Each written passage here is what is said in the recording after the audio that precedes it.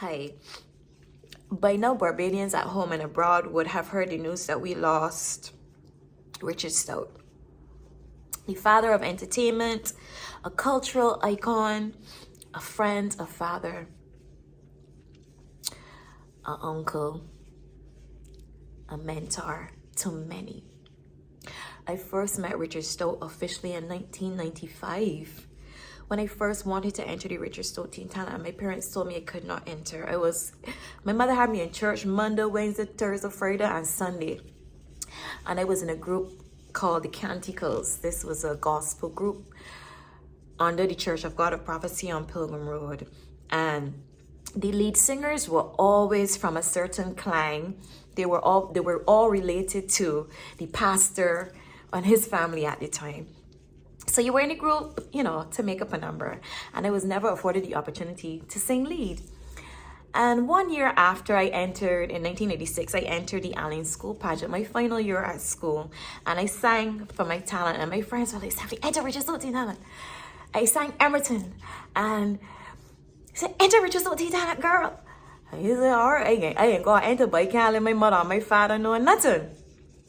And I called Richard and I said, well, I really want to enter Richard Stoute Teen Talent. I would like some exposure and I would like to develop my singing, some more. And he said, well, come down to the workshops. You can't enter the show unless you come to the workshops. And back then, the workshops were held upstairs, the Lonely Hearts Club in the old Annie Wilson building. And my friend Trevor Purdy, who was a year under me, I said, well, Trevor, I can't go by myself.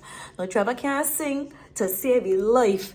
But Trevor always knew he wanted to work in entertainment. He always wanted to be an artist manager, own a record label, tour the world and do all of these things. I was like, I come in with you. So every time it was a workshop, it was me and Trevor Purdy heading to workshop. And we would interact with people like Ronnie Morris. I met Ronnie Morris through Richard Stoute Teen Talent. Ruth Collymore, Tamisha Toussaint, and I became really good friends.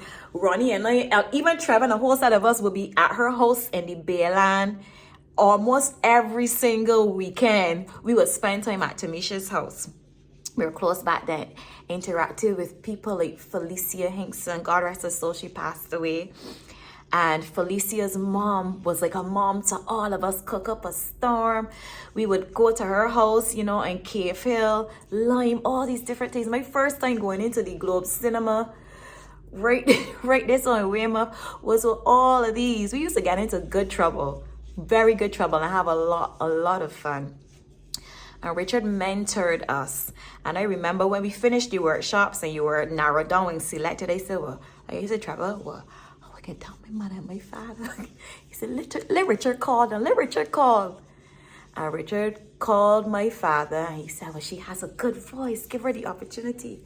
My mother, the blue vex, because you can't be in the church in the world too. So you know how that went. She never went to a preliminary. She never saw me sing live in a Richard Stoute Teen Talent competition. My father went a few times, just to say that he went. But yeah. I remember when I decided to enter pageants, I auditioned for Miss Barbados World. This was after I won Miss Oystins. I was in Whole Town pageant. So let me try a national, a real national pageant. I auditioned for Miss Barbados World and I didn't get in. I was not selected.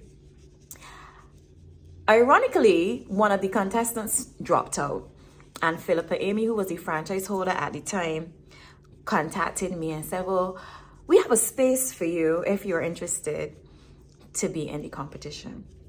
I chuckle in now, right? But back then, you know when somebody call you and tell you something and you're so excited that you really didn't stop to think the real meaning behind it? I was in the show to make up a number. Everybody felt I had no chance of winning. So I had no sponsor. Nobody looked to help me get a sponsor or anything like that. And drawing close to the show, I called Richard and I said, Richard, but I'm in this show. I've been going to rehearsals. And the show's a few weeks away and I don't have a sponsor. I don't have a gown. I don't have shoes. anything of this sort. Of course, my parents are supporting that, so you say you're on your own. And I met Richard in Front K Shepherd Saturday morning at 8 o'clock. Bright and early. When I got there, he was there waiting for me, which meant if I get there at 8 o'clock, he'd probably there at 7:30, quarter to 8, because Richard was a man who was always punctual. And he took me to every store owner that he knew on Broad Street and on Swan Street. I got sponsorship. There was a boutique called Jason's back then. I don't know if you remember Jason's. But there was that boutique and I got some sponsorship from them. And all of my shoes came from Superstyles. And when I needed to have professional photos taken, Richard took me to Images Photo Studio. People my age would remember Images had 2 locations in town. And I got my portrait done and a full body shot done. And that was all through Richard Stoute.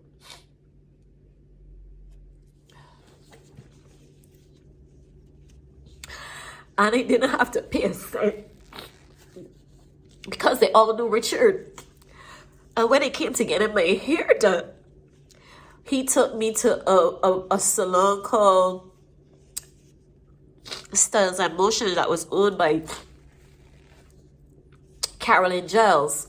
And then he also took me to New York Uppercuts that was then owned by Kurt Weeks. And between the two of them, I got sponsorship. And when I won Miss Barbados World in 2001 against all odds, this black girl from Parshland that nobody expected to win, he was my greatest supporter. He would always call me a lady. He would say, Stephanie, you are a lady. And never let anybody treat you less than a lady. And those are these, people may not think that that is significant, but that was at a significant time in my life. So Richard could call me at any time and I would drop whatever I had going on and he would be the priority, whether it's judging the show, whether it's coming to do workshops with the contestants, whether it's quietly donating a prize. If he asked, that was it. And I know that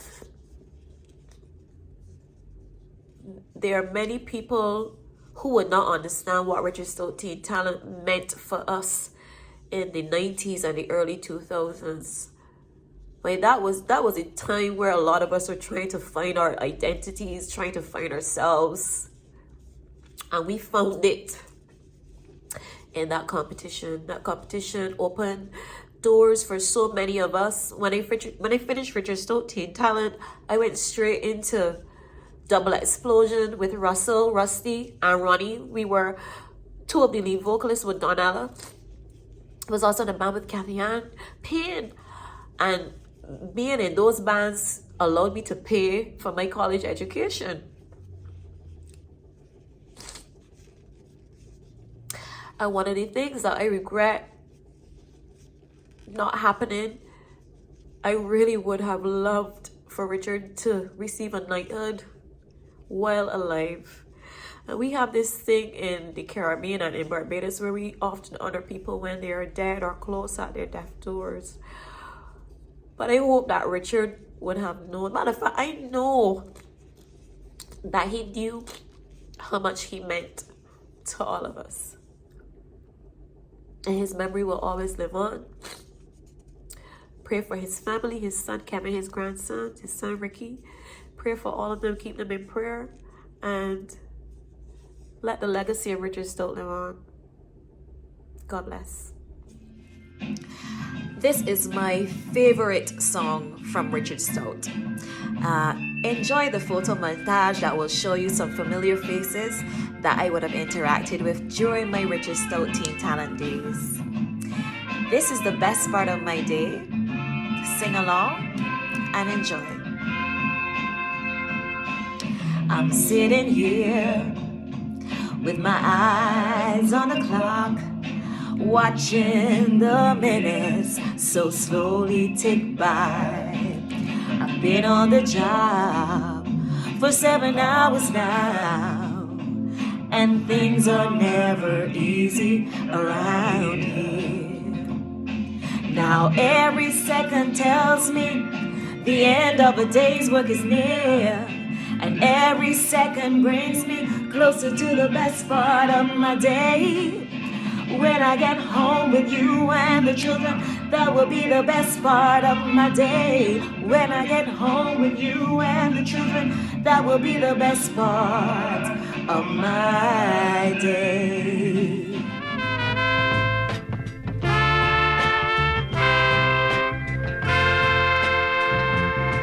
Now every second tells me the end of a day's work is near.